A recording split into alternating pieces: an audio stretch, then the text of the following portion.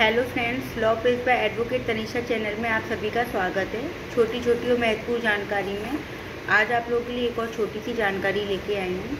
लेकिन उस जानकारी को पता करने से पहले प्लीज़ आप लोग मेरे चैनल को अभी लाइक, शेयर एंड सब्सक्राइब कर दीजिए। और सब्सक्राइब करने के बाद जो बेल आइकन है उस पर क्लिक कर लीजिए, जिससे कि मैं कोई भी वीडियो अपलोड करती हूँ तो उसका नोटिफिकेशन आप तक पहुँचता रहे। मेरी पूरी कोशिश रहती है कि मैं आप लोगों तक छोटी से छोटी और बड़ी से बड़ी कानून की जानकारी और इस टाइम पे किस कोर्ट में क्या चल रहा है, कौन कौन से फैसले आ रहे हैं, कौन कौन से ऑर्डर आ रहे हैं जो आपके लिए फ्रूटफुल हो सकते हैं, वो आप तक पहुंचा सकूं।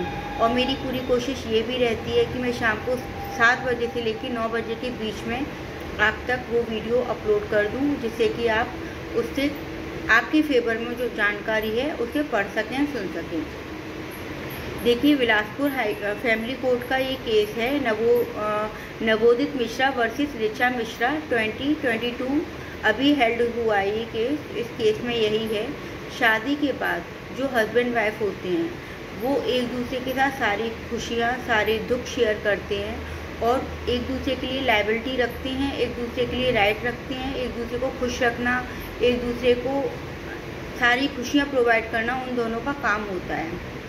तो अभी इस केस में यही बोला गया है, कभी कोई पत्नी या कोई पति, हस्बैंड या वाइफ में से कोई भी रिलेशंस बनाने के लिए इनकार करता है, बार बार इनकार करता है, एक दूसरे के साथ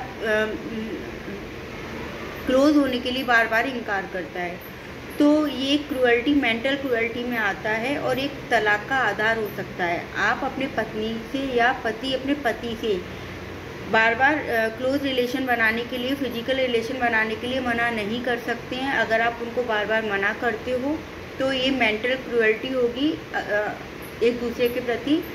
तो इस केस में यही था, नवोदित Mishra versus Richa Mishra 2022 Bilaspur family court का ये केस है।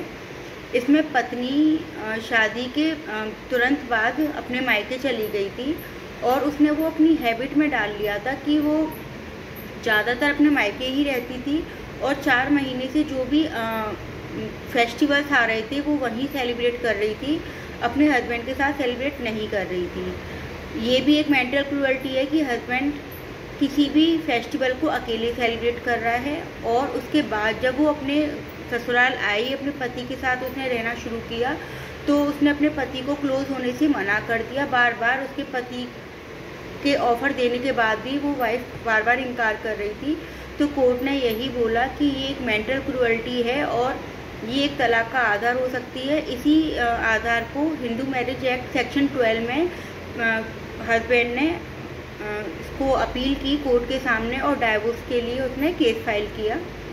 तो कोर्ट ने इस केस को हस्बैंड की फेवर में जजमेंट देते हुए और डाइवोर्स देते हुए बोला कि कोई भी स्पाउस एक दूसरे के प्रति हर चीज़ में लायबल और राइट्स रखते हैं और वो किसी भी चीज़ से इनकार नहीं कर सकते हैं।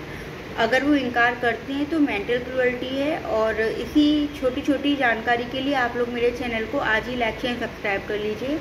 अगर आप किसी के साथ शादी करते हैं तो आपको उसको सारी खुशियाँ देने का पूरा राइट है और सारी खुशियाँ लेने का भी पूरा राइट है। आप किसी भी प्रकार को, मतलब फेस्टिवल्स के लिए साथ बनाने से इनकार नहीं कर सकते, आप रिलेशंस बनाने के लिए इनकार नहीं कर सकते हैं। तो अगर आप इनकार करते हैं तो ये मानसिक पीड़ा होती है एक दूसरे के प्रति, जो कि एक तलाक का आधार हो सकती है। Thank you.